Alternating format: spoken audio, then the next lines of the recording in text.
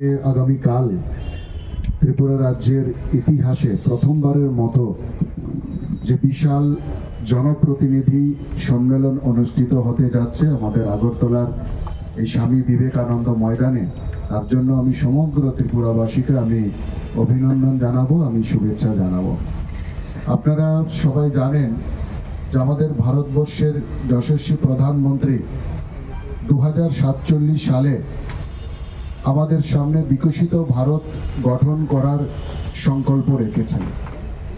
এই বিকশিত ভারত 2047 সালে গঠন করার লক্ষ্যে বিকশিত গ্রাম গড়ে তোলার জন্য বিকশিত ভারত জি রামজি 2025 আইন প্রণয়ন করেছেন। সুতরাং বিকশিত ভারত 2025 জি রামজি 2025 এই আইন প্রণয়নের এই শুভ মুহূর্তে তাকে সামনে রেখে, যার মধ্যে 125 দিনের যে গ্রামীণ কর্মসংস্থানের ক্ষেত্রে যে কাজের গ্যারান্টি রাখা হয়েছে, সে উপলক্ষে মাননীয় প্রধানমন্ত্রীকে ধন্যবাদ জানিয়ে পাশাপাশি আমাদের গ্রাম উন্নয়ন দপ্তরের পক্ষ থেকে বিভিন্ন সরকারি প্রকল্পের উদ্বোধন, এছাড়া আমাদের পঞ্চায়েত দপ্তর এবং গ্রাম উন্নয়ন দপ্তরের পক্ষ থেকে ইতিমধ্যে বিভিন্ন প্রকল্পের যারা সুবিধা পেয়েছেন, এ ধরনের বিভিন্ন লাভার্থীদের সম্মাননা আগামীকাল আমাদের এই জনপ্রতিনিধি সম্মেলনে এখানে দেওয়া হবে। তো আমাদের এই বিশাল কর্মসূচি আমাদের ত্রিপুরা রাজ্যের ইতিহাসে আমি যতদূর জানি প্রথমবারের মতো হতে যাচ্ছে, এবং এটা একটা ঐতিহাসিক পদক্ষেপ এবং ঐতিহাসিক কর্মসূচি, যেখানে আমাদের গ্রাম পঞ্চায়েত মেম্বার থেকে শুরু করে আমাদের বিধায়ক, আমাদের ত্রিপুরা সরকারের মন্ত্রীগণ এবং আমাদের সাংসদগণ কালকে এই মাঠের মধ্যে এই জনপ্রতিনিধি সম্মেলনে এখানে উপস্থিত থাকবেন। আমাদের এই জনপ্রতিনিধি সম্মেলনে আমাদের ত্রিপুরা রাজ্যের মাননীয় মুখ্যমন্ত্রী প্রধান অতিথি হিসাবে অংশগ্রহণ করবেন, ওনার বক্তব্য উপস্থাপন করবেন। এছাড়া উদ্বোধক হিসাবে আমাদের এই জনপ্রতিনিধি সম্মেলনে উপস্থিত থাকবেন আমাদের ভারত সরকারের গ্রাম উন্নয়ন, কৃষি এবং কৃষক কল্যাণ দপ্তরের মাননীয় মন্ত্রী শ্রদ্ধেয় শিবরাজ সিং চৌহান মহোদয়। আমাদের এই সম্মেলন একটা গুরুত্বপূর্ণ সম্মেলন। মাননীয় প্রধানমন্ত্রী যে উদ্দেশ্যে বিকশিত গ্রাম গড়ে তোলার জন্য এই আইন নিয়ে এসছেন, এই সম্মেলনের মধ্য দিয়ে গ্রামীণ স্তরে আমাদের দ্বারা জনপ্রতিনিধি যারা আছেন, যারা সরকারি আধিকারিক আছেন, যারা সেটার বাস্তবায়ন করবেন গ্রামীণ পর্যায়ে, তারা কিভাবে আমাদের গ্রামকে বিকশিত করার জন্য, গ্রামীণ মানুষের সার্বিক জীবনযাত্রার মান উন্নয়নের জন্য, প্রত্যেকটা গ্রামকে স্বাবলম্বী করে গড়ে তোলার জন্য, প্রত্যেকটা গ্রামীণ মানুষকে স্বনির্ভর করে গড়ে তোলার জন্য কিভাবে এই জি রামজিকে তার বাস্তবায়ন ঘটাবেন, যারা এর সাথে যুক্ত এই ধরনের গ্রামীণ জনপ্রতিনিধি এবং সরকারি আধিকারিকদের এই সম্মেলনে ডাকা হয়েছে, এবং সেটাকে তার সঠিক বাস্তবায়নের জন্য তাদেরকে এই সম্মেলনের মধ্য দিয়ে বিভিন্ন দিক নির্দেশনা তাদেরকে দেওয়া হবে। আমরা জানি যে এর আগে মনরেগা ছিল, কিন্তু মনরেগার দ্বিতীয় ধাপ, তার পরবর্তী ধাপ হচ্ছে আমাদের এই জি রামজি যে নতুন আইন এসছে। সুতরাং মনরেগা যে ধরনের ঘাটতি ছিল সেগুলোকে সংস্কার করে বর্তমান যুগোপযোগী এবং বর্তমান যুগে গ্রামীণ যে অর্থসামাজিক স্থিতি, সেই স্থিতি অনুসারে এবং বর্তমান গ্রামীণ মানুষের যেই চাহিদা, সেই চাহিদা অনুসারে কিন্তু আমাদের মনরেগাকে পুনঃসংস্কার করে আমাদের এই জি রামজি আনা হয়েছে। সুতরাং মনরেগা এবং জি রামজি কিন্তু একে অপরের বিরোধী নয়। যে মনরেগার পুনঃসংস্করণ হচ্ছে আমাদের জি রামজি, যা আগামী দিনে আমাদের গ্রামীণ যে অর্থসামাজিক স্থিতি সেটার আমূল পরিবর্তন সেখানে আনবে। কারণ আমরা জানি যে মনরেগা যখন আনা হয়েছিল 2005 সালে, সেই সময়কার ভারতবর্ষের যে অর্থসামাজিক গ্রামীণ স্তরের স্থিতি ছিল, আজকের সেই জায়গাতে স্থিতি কিন্তু অনেক পরিবর্তন হয়েছে। এই বছর আমরা দেখেছি আমাদের কেন্দ্রীয় সরকারের মাননীয় অর্থমন্ত্রী নির্মলা সীতারামনজি যে অর্থ বাজেট যেটা আমাদের পেশ করেছেন, সেখানেও 25 কোটি মানুষকে দারিদ্র্য সীমার নিচ থেকে তুলে আনার বাজেটেও সেখানে উনি উল্লেখ করেছেন। ইতিমধ্যে যেটা হয়েছে, স্বাভাবিক কারণেই যখন আমাদের মনরেগা আনা হয়েছিল, সেই সময় ভারতবর্ষের প্রায় অধিকাংশ মানুষ দারিদ্র্য সীমার নিচে বসবাস করতেন। তাদের দুবেলা দুমুঠো তাদের পেটে অন্ন যোগানো, তার জন্য তাদেরকে কোনো প্রকার রোজগার তাদেরকে তুলে দেওয়ার উদ্দেশ্যে কিন্তু সে সময় আনা হয়েছিল। আজকে ব্যাপক পরিবর্তন হয়েছে। আজকে ইতিমধ্যে 25 কোটি মানুষ দারিদ্র্য সীমার ঊর্ধ্বে উঠে এসছেন। স্বাভাবিক কারণে সেটাকে পুনঃসংস্কারের প্রয়োজন ছিল। যারা দারিদ্র্য সীমার উপরে উঠে এসছেন তাদেরকে তারা যাতে স্থায়ী ইনকাম করতে পারেন, সেই দিশাতে তাদেরকে যাতে দক্ষ হিসাবে বিভিন্ন উদ্যোক্তাতে যাতে তাদেরকে রূপান্তরিত করা যায়, তার জন্য কিন্তু জিরামজিতে এখানে প্রাবধান রাখা আছে। মনরেগাতে যেখানে 100 দিনের কাজের প্রাবধান রাখা ছিল, সেখানে জিরামজিতে 125 দিনের শুধু প্রাবধান নয়, সেখানে 125 দিনের কিন্তু সেখানে গ্যারান্টি রাখা হয়েছে। এছাড়া প্রত্যেকটা গ্রাম পঞ্চায়েতের ক্ষেত্রে তাদের চাহিদা আলাদা, প্রত্যেকটা গ্রাম পঞ্চায়েতের যে সমস্যা সেগুলো আলাদা, সেগুলোকে আলাদা ভাবে বিচার বিশ্লেষণ করে যেই পঞ্চায়েতের জন্য তার সার্বিক ডেভেলপমেন্টের জন্য যেই ধরনের ফান্ড প্রয়োজন কিংবা যত সংখ্যক কাজের প্রয়োজন, সেই সমস্ত প্রাবধান কিন্তু জিরামজিতে রাখা হয়েছে। সময়ে কাজ শেষ করা, কাজ অনলাইন সেটাকে মনিটরিং করা, কি কাজ হবে গ্রাম সভার মধ্য দিয়ে সেই কাজ নির্ধারণ করা, কতটুকু কাজ হয়েছে গ্রাম সভার মধ্য দিয়ে সেই কাজকে অনুবেক্ষণ করা ইত্যাদি সমস্ত কিছু, কত লেবার কাজ করেছে, কতটুকু কাজ হয়েছে, কত টাকার কাজ হয়েছে ইত্যাদি সমস্ত কিছু অনলাইন মনিটরিং সিস্টেম কিন্তু এটার মধ্যে আনা হয়েছে। ফলে আগে আমরা বিগত সরকারের সময় যেভাবে মনরেগাকে ইউজ করা হতো এবং যে কিছু মনরেগার মধ্যে যে ধরনের দুর্নীতির বিষয়বস্তু সেখানে উঠে এসছিল বা অভিযোগ উঠে আসতো, ফলে আগামী দিনে কিন্তু সেগুলো একটা দুর্নীতি মুক্ত পরিবেশে কিন্তু আমাদের গ্রামীণ উন্নয়নের ক্ষেত্রে আমাদের এই প্রকল্প কিন্তু আমাদের কাজে আসবে। আমরা বিগত দিনে আগে দেখেছি বিগত সরকার কিভাবে মনরেগাকে ইউজ করেছেন। সেখানে ভুয়ো ম্যান্ডেট দেখানো হতো, ভুয়ো জব কার্ড দেখানো হতো এবং 20 জনের কাজ করে 50 জনের ম্যান্ডেট দেখানো, সেইগুলো দেখানো হতো। রাখা হয়েছিল 100 দিনের কাজ, কিন্তু বাস্তবে সেখানে 100 দিনের কাজ কিন্তু আমরা দেখতে পেতাম না।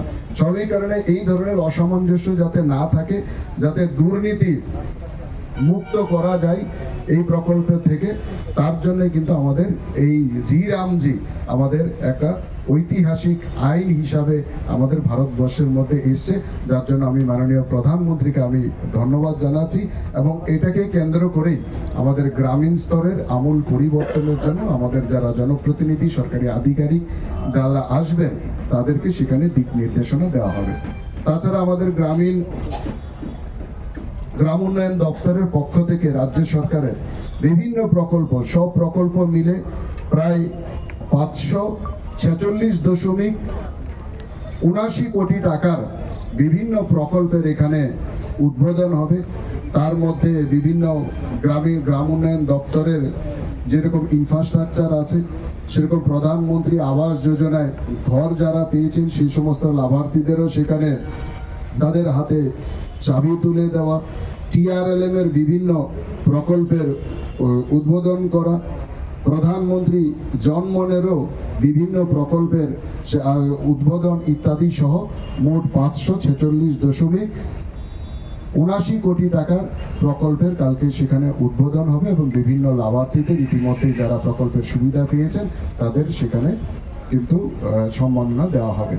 স্বাভাবিক কারণেই আমি আপনাদের মাধ্যমে আমাদের সমস্ত জনপ্রতিনিধিদের আগামীকাল সকাল 11টার মধ্যে সবাই যেন মাঠে প্রবেশ করে এবং সবার উপস্থিতিতে আমাদের এই সম্মেলন প্রথমবারের মতো যা আয়োজিত হচ্ছে, যেটা একটা ঐতিহাসিক সন্ধিক্ষণ, ঐতিহাসিক অধ্যায়ের রচনা হতে যাচ্ছে। আমি সবাইকে সময় মতো উপস্থিত থেকে এই সম্মেলনকে সফল করার জন্য আমি সবাইকে আহ্বান জানাচ্ছি এবং আপনাদেরকেও আমি আমন্ত্রণ জানাচ্ছি। আপনারাও সমস্ত সাংবাদিকরা আমাদের এই সম্মেলনে উপস্থিত থাকবেন এবং এই সম্মেলন থেকে আমরা বিকশিত ভারতের জন্য বিকশিত গ্রাম গঠন করার জন্য যে বার্তা আমরা সমগ্র ত্রিপুরাবাসীর কাছে পৌঁছে দিতে চাই, আপনাদের উপস্থিতির মধ্য দিয়ে, আপনাদের মাধ্যমে সেই বার্তা আমরা পৌঁছে দিতে চাই। তাই আপনাদেরকেও আমরা আমন্ত্রণ জানাচ্ছি এই সম্মেলনে কালকে উপস্থিত থাকার জন্য এবং সমগ্র আমাদের যারা জনপ্রতিনিধি তাদের মধ্য দিয়ে এই প্রকল্পের বাস্তবায়নের মাধ্যমে আগামী দিনে বিকশিত ভারতের পাশাপাশি নতুন ত্রিপুরা, বিকশিত গ্রাম গঠন হবে, এই আশা এবং আমি এই বিশ্বাস আমি অর্পণ করছি। সবশেষে সবাইকে ধন্যবাদ জানিয়ে আমি আমার বিষয়বস্তু এখানেই শেষ করছি। যদি আপনাদের কোনো প্রশ্ন থাকে। যে বিভিন্ন এলাকায় 100 দিনের কাজই ঠিকঠাক করতে হয় না, সেই জায়গায় আপনি বলছেন 125 দিন নতুন আইন অনুসারে সেটা হবে, এটা কতটা বাস্তব বা এটার ইয়েটা কি আছে, মানে ডাটাটা কি আছে?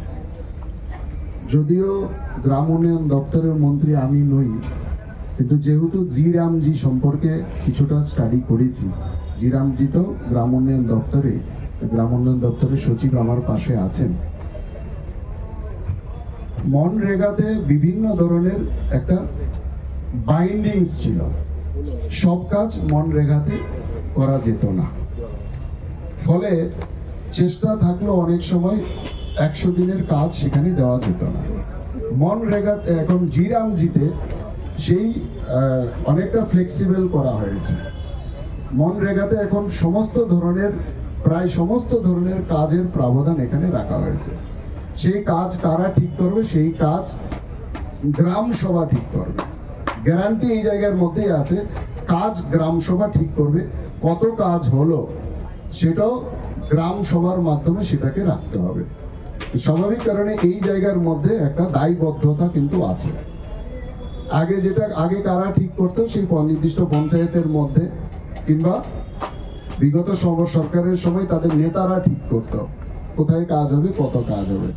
এখন কিন্তু কোনো নির্দিষ্ট পঞ্চায়েতের মধ্যে নয় বা কোনো নেতাদের দ্বারা নয়, সেটা গ্রাম সভা ঠিক করবে তার পঞ্চায়েতে কি কাজ হবে, কতটুকু কাজ হবে, কতদূর কাজ হবে, কত টাকার কাজ হবে, কত লেবারের কাজ হবে। সেই কারণে সেখানে গ্যারান্টি আছে। আর বিভিন্ন ধরনের কাজের পরিধিও কিন্তু বর্তমান যুগের অনুকূলে সেটাকে বাড়ানো হয়েছে। সেখানে ড্রেন তৈরি করতে পারবে, অঙ্গনারী সেন্টারও সেখানে তৈরি করতে পারবে, স্বাস্থ্যকেন্দ্র সেখানে তৈরি করতে পারে। তবে TRLM এর যারা কাজ করে তাদের কোনো অ্যাসেট ক্রিয়েশনের যদি দরকার হয় মনরেগার মাধ্যমে সেখানে করতে পারবে। পানীয় জল যেটা DWS এর আওতায় ছিল, এখন জি রামজির মাধ্যমে সেখানেও যদি কোনো কিছুর প্রয়োজন পড়ে সেটার মাধ্যমে গ্রাম সভার মাধ্যমে নির্ণয় নিয়ে সেটা করতে পারবে। আগে কোনো রাস্তাঘাট যদি কোনো কিছু হঠাৎ কোনো ক্ষতিগ্রস্ত হতো তাহলে সেই রাস্তাঘাট কোন ডিপার্টমেন্টের আন্ডারে আছে তার জন্য আমরা ডিপার্টমেন্টের জন্য অপেক্ষা করতে হতো। যতক্ষণ ডিপার্টমেন্ট না ঠিক করতো ততক্ষণ কিন্তু রাস্তাঘাট ঠিক করার কোনো ধরনের ক্ষমতা পঞ্চায়েতের হাতে ছিল না। এই জি রামজির মাধ্যমে কিন্তু এই ফ্লেক্সিবিলিটিগুলো কিন্তু সেখানে আছে, কিংবা এই বাইন্ডিংসগুলো কিন্তু সেখানে তুলে দেওয়া হয়েছে। যেই দপ্তরেরই হোক না কেন সেই দপ্তর সহযোগিতা করবে, কিন্তু জি রামজির মাধ্যমে ব্যক্তির হোক, পরিবারে হোক কিংবা পঞ্চায়েতের হোক, বিভিন্ন অ্যাসেট ক্রিয়েশনের ক্ষেত্রে সামগ্রিকভাবে জি রামজির মাধ্যমে কাজ করতে পারবে। তো সুতরাং সেখানে 100 দিন নয়, 125 দিনের বেশিও যদি সেখানে প্রয়োজন পড়ে। এবং আপৎকালীন সময় গত বছর আমরা বন্যা দেখেছি ত্রিপুরাতে। বন্যার সময় আমরা এই ডিপার্টমেন্ট ওই ডিপার্টমেন্ট সহযোগিতার জন্য কোথাও জলে ভেসে গেছে, বাড়িঘর ভেঙে গেছে, কোথাও রাস্তাঘাট ভেঙে গেছে, কোথাও ইলেকট্রিক পুল উপড়ে গেছে, কোথাও ঝড়ে গাছ পড়ে গেছে, এই সমস্ত পরিস্থিতির শিকার আমরা হই। সেই সমস্ত আপাতকালীন পরিস্থিতিতেও কিন্তু সমস্ত ধরনের কাজ করার প্রাবধান কিন্তু জিরামজির মধ্যে রাখা হয়েছে। তো স্বাভাবিক কারণে সেখানে কাজের পরিধিও বাড়বে, 125 দিন নয়, আরো বেশি কাজ সেখানে পাবে।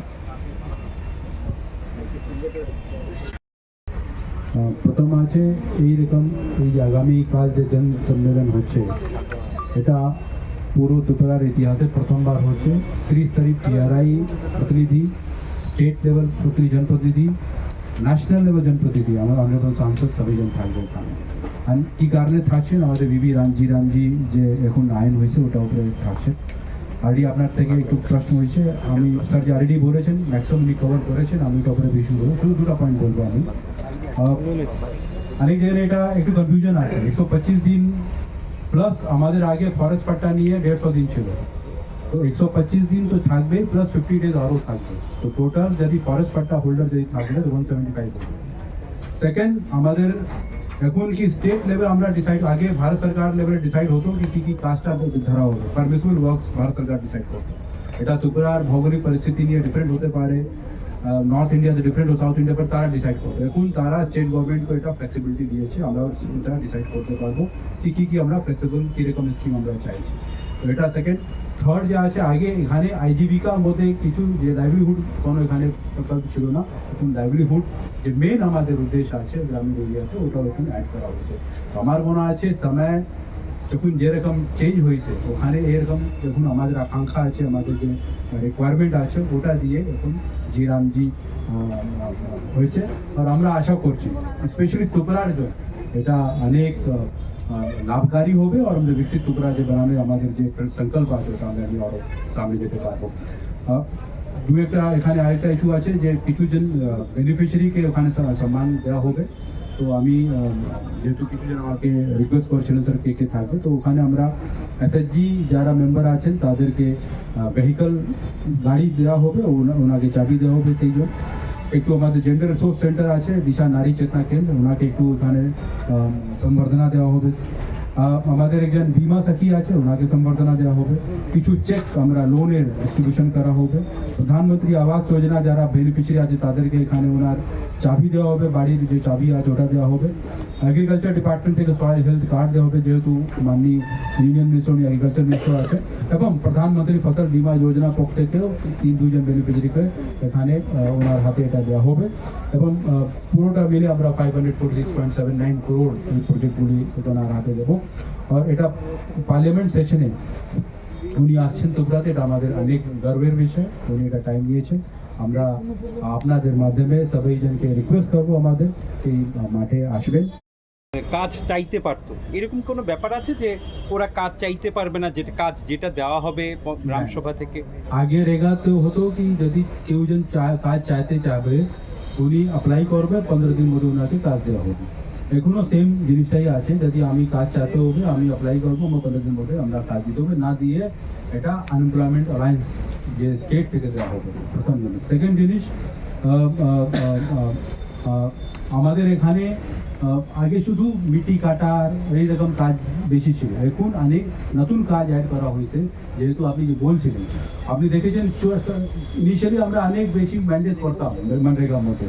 2005 থেকে, আমি তো ডিএম ছিলাম 2011 থেকে 14 মধ্যে, 15 মধ্যে অনেক ওখানে ম্যান্ডেজ হতো, বিকজ অনেক ম্যান্ডেজ কাজ তখন ছিল গ্রামে। এখন ধীরে ধীরে এটা স্যাচুরেট হয়ে গেছে, এখন নতুন কাজটা অ্যাড হয়েছে। অ্যান্ড বাকি মনরেগার মধ্যে যেরকম গ্যারান্টি সিস্টেম ছিল অলমোস্ট সেম থাকবে, ওখানে কোনো চেঞ্জ হচ্ছে না। শুধু এবার অনেক প্রযুক্তি এখানে ব্যবহার হবে, ওই প্রযুক্তি নিয়ে কাজটা কোথায় হচ্ছে, কেমনে হচ্ছে, জিআইএস, স্যাটেলাইট ইমেজ সব জিনিসটা দেখা হবে। আর এটা আমার মনে হচ্ছে একটু স্থায়ী সম্পদ তৈরি হবে গ্রামীণ। Sustainable development. Thank you.